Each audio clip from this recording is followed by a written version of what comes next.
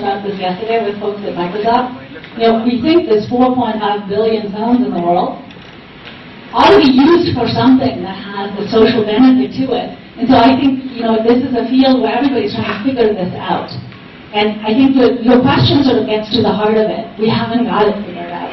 We think there is a there. We think we can deliver health messaging. We think we can support community health workers. We think we can prevent human rights abuses. We think, there's lots of potential in a variety of different issue areas. And it's a complete exploration at this point.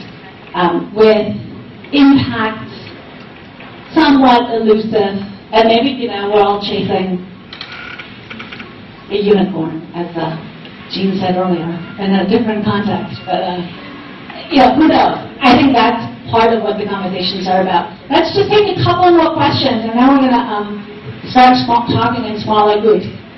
So go ahead. How about this? You, and then, how about, you. So we'll take those four, because I have to be conscious of time. Okay, right. One of the main things that is stopping me from signing up for one of these SMS channels is the security of my cell phone. The cell phone is the only device where I'm not spammed today. So I'm really scared to just put up my phone number anywhere. So I've actually tried signing up for one of these, and the next morning my cell phone was jammed. A lot of spam coming in. So is it really safe and secure to put my phone number up on the internet? You said your cell phone is the only place where you don't get spam? One of the last. I think you're probably one of the last few lucky ones left. So the privacy and security are the biggest concerns that we have when we use, especially because we don't have any control over who eventually gets these numbers, who are these sold to. So for the phase 2 of our project, as I said, the Google SMS channel is pilot phase. But for the second phase of the project, we are trying to figure out how to use Drupal's organic route. This is sort of slightly getting into the weeds, but to make the application completely our own, so we have control of how how these numbers are harvested and where these numbers are then sold to or not sold to. Yeah, I just wanted to make a comment. I just wanted to say that the gram phones, as I'm sure all of you know about this Bangladesh experiment. Gramin plans, but then they have this thing called Gramin phones, DP. That is so popular that, I would just kind of add to what you said. And they're doing extremely well.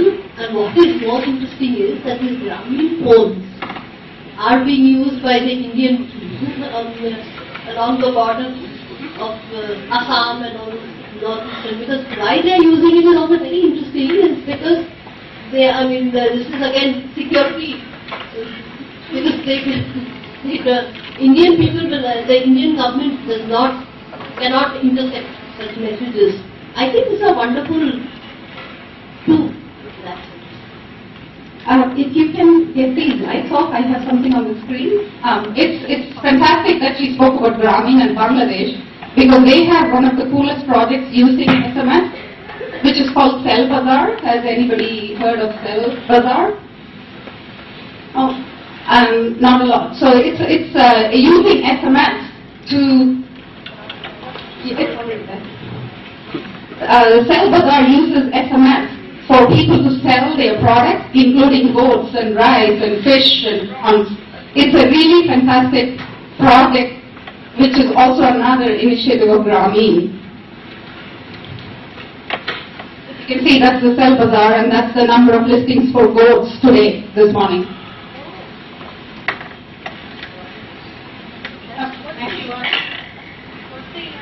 Cell Bazaar.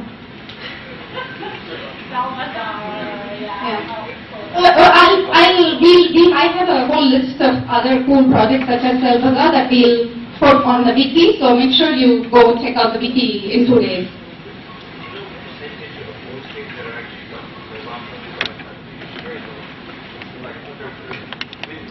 Not bad. Just as, the thing that I've always liked about what they're doing is they have a hybrid model. you want to interact with the site and you're really into it, you're selling a lot of stuff, it makes more sense to use it on the computer, right? But there's still lower-end users and more casual users that are going over these things with a phone. The other thing that I think is interesting for other folks in the audience to think about is, you notice there's two logos up there, right? There's one that says Salvazar and there's another one that says Grameen Phone. And Grameen Phone is the largest telephone company in Bangladesh.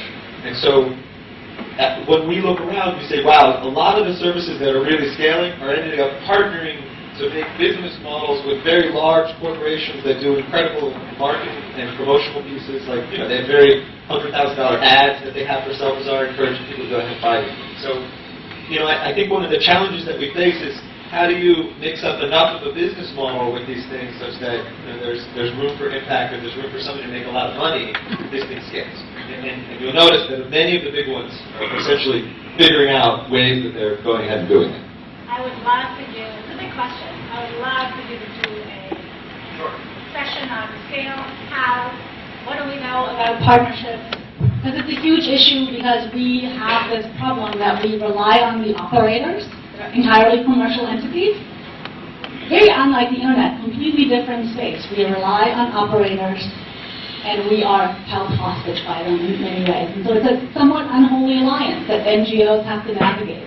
And it's tricky at times. It's very tricky. It's a great sort of topic for a discussion. There's one more over there. I just had a small comment on the presentation.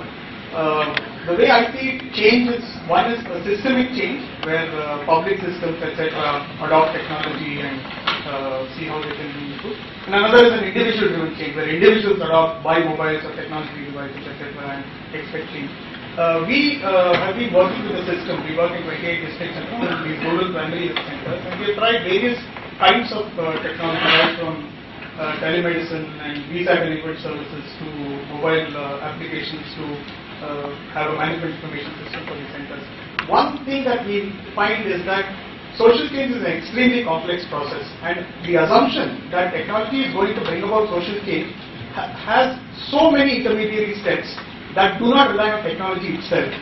So it's one thing to say mobile technology will bring about social change, and it's another thing to say that these other steps which are not dependent really on mobile technology, like information culture, like a good governance in the system, and these kind of things, for which there is not really any market demand, like you said. There is no demand for preventive awareness messages. People are not demanding that I want awareness messages in my phone. You know? So these are the real challenges, because I'm sure there is enough potential to design the greatest software to achieve any kind of a system anywhere. But is there an overlay or a demand for that already in the system is something that's going to be a challenge. That's a fantastic conclusion, I think, because it's generally not a technology problem. Social change, you can take technology, throw it at a system or a process that is good or bad, and technology can enable both. Right? So it's not a technology problem. It's the problem is not. And the other part is the individual adoption. The second part of your comment is the individual adoption. Sometimes the individuals drive us. It's not the other way around. Because if for people who were in ICT for information and communication technologies for development sector, a few years ago the biggest thing was to put a computer in every house and in every child's hands, right? While we were trying to figure out how to give computers to every house and put it in every child's hands, they went out and got themselves a cell phone. So now we are sort of like, we are taking the lead from what the individuals have already adopted. So that at least makes it a little bit easier. So you are getting the idea, I think, of how this is going to turn out, and as far as populating the session is concerned. This is really the beginning of the conversation. We're going to have all day, and these are excellent, excellent questions that are getting to the heart of what are both the opportunities and the challenges of this work. And I would love for there to be some serious conversations about, are we too driven by the technology? The fact is that there's a lot of films out there. But I think the intelligent conversations are going to have to happen around, okay, so now what? So if you'd like to lead a conversation around The critical success factors in projects, which may not be actually technology related, they may be very human. In fact, they're most likely human. Good management, good goals, good systems, accountability champions, whatever they may be.